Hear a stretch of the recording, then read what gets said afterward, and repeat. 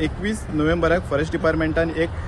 Letter issue केला आणि हे जे लेटर आसा ते टोटल 6 पंचायतींक इश्यू केल्ले आसा आणि ती पंचायती आसा खोतोडे, सावर्डे, नगरगांव, मावशी, केरी आणि डोंगोले ठाणे आणि ह्या 6 पंचायतीन टोटल 24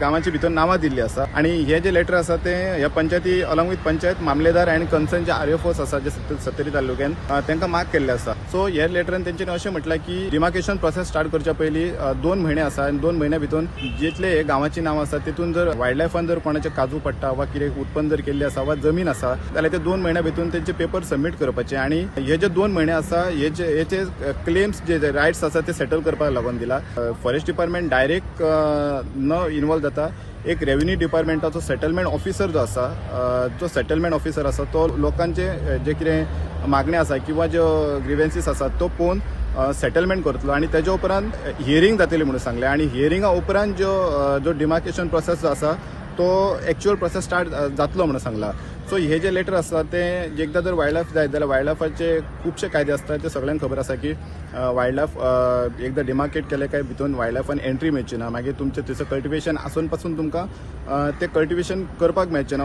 सत्तरीच्या स्टुडंटा खातीर कल्पेश गांवस.